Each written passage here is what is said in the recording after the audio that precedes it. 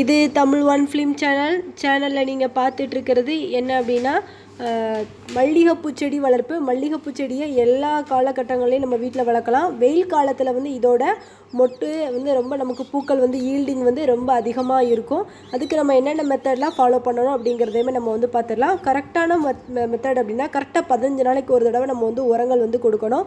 அது வந்து பார்த்திங்கன்னா இந்த மீனமிலம், பஞ்சகாவியா, அதுக்கப்புறம் நாட்டு மாட்டு சாணத்தில் அது நல்லா காய வச்சு மக்குன உரம், இதை தான் வந்து நம்ம வந்து போட்டுட்டு வர போகிறோம். இது மட்டும் போட்டாலே போதும்.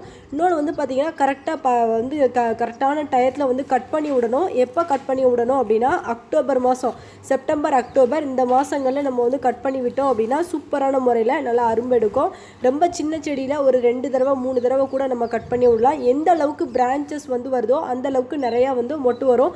ஒவ்வொரு பிரான்ச்சஸில் இருந்தால் மொட்டு வரும்போது நமக்கு இந்த மாதிரி நல்லா நெருக்க பூ பூக்கிறதுக்கு வாய்ப்பு இருக்குது. நமக்கு இதுக்கு ஏதாவது வந்து பார்த்திங்கன்னா நிறைய இந்த ஒரு சில இதில் வந்து நுனிக்கருகள் இந்த மாதிரிலாம் கூட இருக்கும் மல்லிகைப்பூ செடியில்.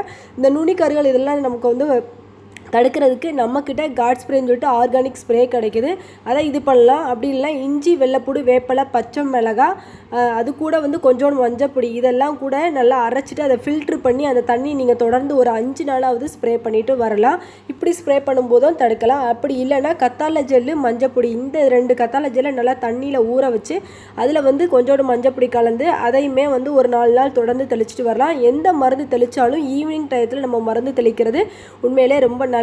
அது வந்து பார்த்திங்கன்னா வெயிலோட அஃபெக்ட்னஸ் இல்லாமல் ஈஸியான முறையில் செடியில் அந்த இலைகள் வழியாக வேர்களுக்கு வரைக்கும் போகிறதுக்கும் நல்லா வாய்ப்பாக இருக்கும். இந்த மாதிரி மெத்தடை வந்து ஃபாலோ பண்ணுங்கள்.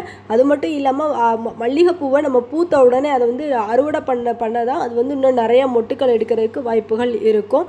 கரெக்டான டயத்தில் கட் பண்ணிங்க, கரெக்டான டயத்தில் உரங்கள் போடுங்க. இது மட்டும் இல்லாமல் வெயில் நல்லா தேவை. மல்லிகைப்பூ செடிக்கு எந்த அளவுக்கு நீங்கள் வெயிலில் வைக்கிறீங்களோ அந்த அளவுக்கு அதோட பூவோட வளர்ச்சி, அதில் உள்ள நோய் இல்லாமல் நம்ம வந்து காப்பாற்றுறதுக்கு வாய்ப்புகள் நிறையா இருக்குது. அதனால் நீங்கள் என்ன பண்ணுங்கன்னா உங்கள் வீட்டில் வளர்கிற மல்லிகைப்பூ செடியை கண்டிப்பான முறையில் வெயிலில் வைங்க. வெயில் காலத்தில் தான் அதிக பூக்கள் தரக்கூடியது மல்லிகைப்பூ செடி. வெயில் காரணமாக தான் இதோட மொட்டுக்கள் வந்து நிறையா விரியுது. அதனால் இதுக்கு கண்டிப்பான முறையில் வெயில் வந்து அதிகமான அளவு தேவை. அதனால் வெயிலில் கண்டிப்பான முறையில் வைங்க. இது மட்டும் இல்லாமல் நீங்கள் இந்த வீடியோவில் ஃபஸ்ட்டு ஸ்டார்டிங்கில் பார்த்துருப்பீங்க. என்னென்னு வந்து பார்த்திங்கன்னா குருவிகளோட இது வந்து பார்த்திங்கன்னா அவங்களோட தோட்டத்துக்கு அதிகமான வருது. அதோட சவுண்டு வந்து ரொம்ப நல்லா கேட்டது. இந்த மாதிரி குருவிகள் எல்லாம் வரும்போது கெட்டது செய்யக்கூடிய பூச்சிகள் எல்லாத்தையுமே அது வந்து சாப்பிட்டுட்டு போயிடும். அப்படிங்கும்போது இவங்களுக்கு வந்து நோய் தாக்கம் வந்து அதிகம் காணப்படுறது இல்லை. அதனால் நம்ம வந்து குருவிகளை நம்ம இயற்கையாகவே வர வைக்கிறதுக்கு நமக்கு குருவிகளுக்கு கொஞ்சம் கொஞ்சம் சாப்பாடு வைக்கலாம். இந்த மாதிரி கூட உங்கள் வீட்டில் நீங்கள் பண்ணுங்கள். இதே போல் வீடியோஸ்க்கு நம்ம சேனலை சப்ஸ்கிரைப் பண்ணுங்கள்.